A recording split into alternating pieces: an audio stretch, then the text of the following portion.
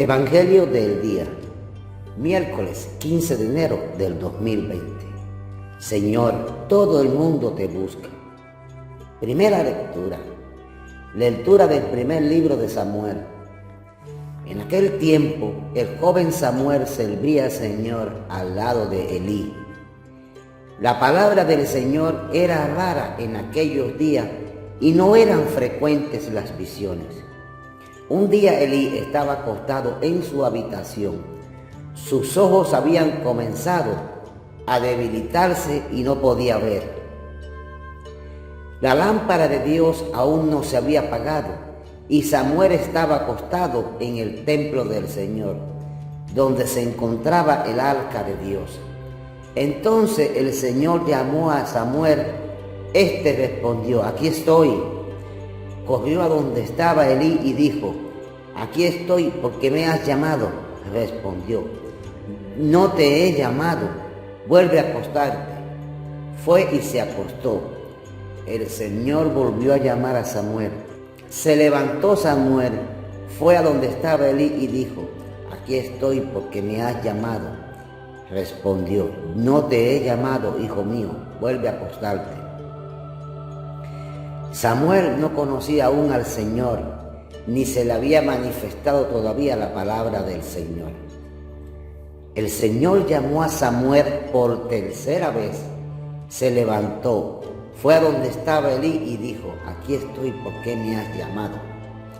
Comprendió entonces Elí que era el Señor el que llamaba al joven y dijo a Samuel: ve a acostarte, y si te llama de nuevo, di: habla, Señor, que tu siervo escucha.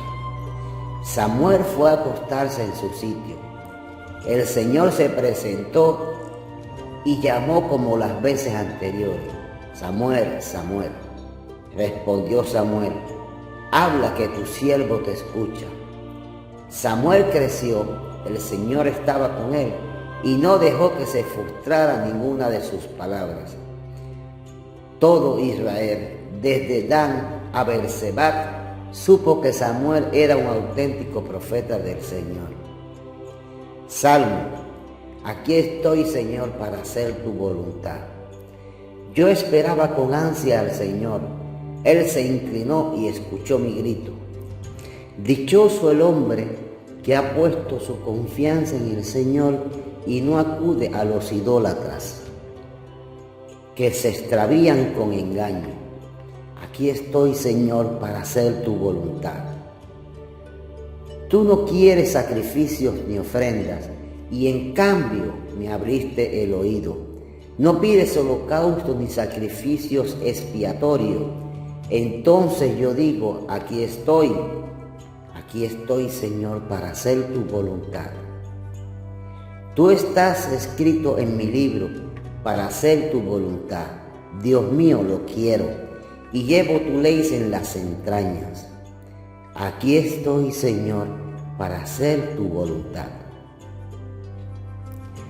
He proclamado tu justicia ante la gran asamblea. No he cerrado los labios. Señor, tú lo sabes. Aquí estoy, Señor, para hacer tu voluntad. Evangelio del día.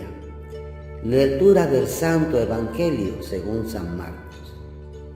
En aquel tiempo, al salir Jesús de la sinagoga, fue con Santiago y Juan a casa de Simón y Andrés.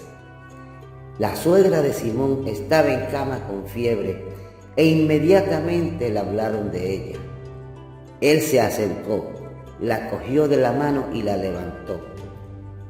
Se le pasó la fiebre y se puso a servirles. Al anochecer, cuando se puso el sol, le llevaron todos los enfermos y endemoniados. La población entera se agolpaba a la puerta. Curó a muchos enfermos de diversos males y expulsó muchos demonios. Y como los demonios lo conocían, no les permitía hablar. Se levantó de madrugada, cuando todavía era muy oscuro, se marchó a un lugar solitario y allí se puso a orar. Simón y sus compañeros fueron en su busca y al encontrarlo le dijeron: todo el mundo te busca. Él les responde: vámonos a otra parte, a las aldeas cercanas, para predicar también allí, que para eso he salido. Así recorrió toda Galilea, predicando en sus sinagogas y expulsando los demonios. Reflexión del Evangelio de hoy. Habla, Señor, que tu siervo te escucha. Cuando sentimos que alguien nos llama, queremos dirigir nuestra atención y nuestra mirada hacia la persona que nos llama. Buscamos insistentemente para identificar a la persona que ha pronunciado nuestro nombre. Cuando era pequeño y alguien pronunciaba mi nombre, no podía dejar de sentirme culpable. Y en ocasiones aún me pasa. Quizás porque me he acostumbrado a no ser el protagonista de la vida de nadie. Y me resulta extraño esa situación. ¿Y quién es el protagonista en realidad? El que es llamado, el que llama.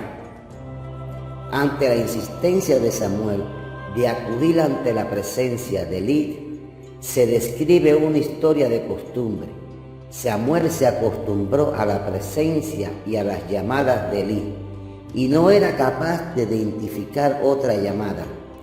La lectura nos dice que Samuel, aunque vivía en el templo, no conocía a Dios, pues aún no se le había revelado.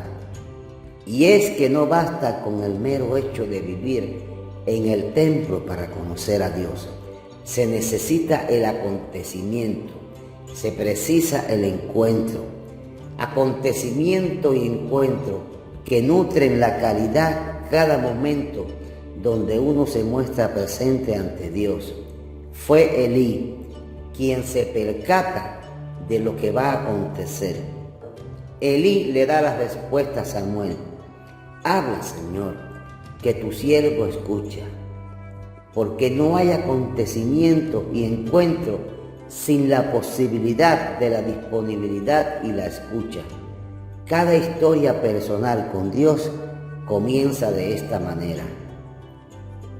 El texto recoge que Samuel crecía, Dios estaba con él y ninguna de sus palabras dejaba de cumplirse. El crecer y la presencia de Dios caminan de la mano. No hay presencia de Dios sin crecimiento y no hay madurez sin que esté cumpliendo la promesa. No es pues la inmediatez de la respuesta la que nos da la garantía de reconocer a Dios en nuestro vivir.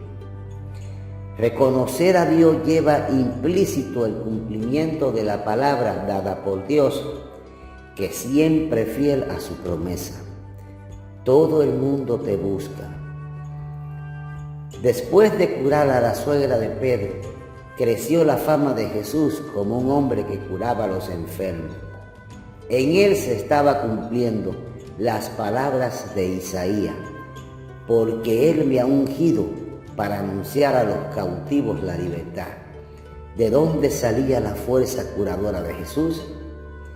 El texto recoge que se apartó del lugar para orar, y así lo encontraron los discípulos, orando. ¿Estaría abrumado por la gente? ¿Necesitaba soledad?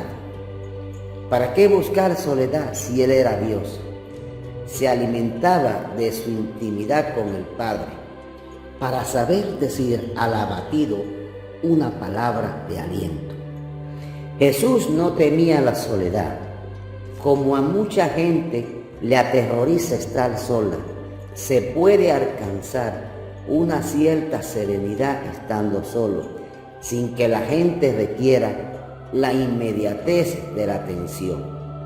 El servicio de curar era una muestra más de que su palabra era cierta y veraz, pero no era la única forma de expresarla. El gesto requiere una palabra, y sin palabra no hay curación, porque quien no escucha no puede ser salvado. Cuando le pedimos a Dios que nos cure de una enfermedad, se lo pedimos de manera inmediata, pero es oportuna y conveniente esa oración. A veces oramos pidiendo a Dios milagros que acreciente o fortalezca nuestra fe debilitada por una enfermedad, pero no le pedimos que nos acompañe en su proceso. Y es que es más importante la curación total o el proceso de salud al que te conduce la curación. Jesús no solo quiere curar, quiere el proceso de salud que te conduce a la curación. Y eso lo expresa con sus palabras. Haces profundizar en Dios, crea la necesidad de Dios en tu camino. Y una vez acogido en diálogo constante con Él, comprenderás que el proceso de salud está en marcha. Hablo de la salud interior, la que me procura fortaleza para afrontar cada enfermedad. Lo que descubro cuando el silencio se ha hecho presente, alejando de mí toda inmediatez que hace de mi vida un sobresalto. Recuerdo como un joven me llamaba a diario para comprender por qué su madre moriría tan pronto. Sus sentimientos eran de un profundo abandono, de una rabia incontrolada, de una impotencia agrandada por una gran decepción. Dios no ha querido darle más vida. Era una visión realmente negativa de la vida y de Dios interiorizada. En lugar de comprender que Dios no ha querido que su madre sufriera más y que la ha acogido en su casa, en su presencia, el joven solo miraba la parte de ausencia, dolor y pérdida.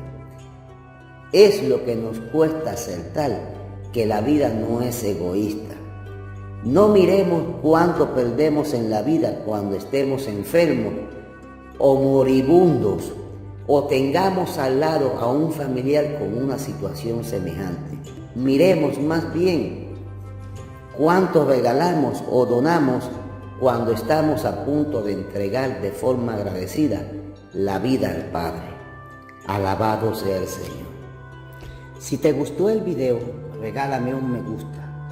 Si este mensaje ha sido de edificación para tu vida, te invito a que lo compartas con familiares y amigos. Opina tus ideas sobre este evangelio. Tal vez una hermana o hermano necesita ayuda y este evangelio le llegue a tiempo. Recuerda que el poder de la oración y la fe es muy importante y poderosa. No olvides de suscribirte a mi canal. Muchas gracias. Recibe la bendición de Dios.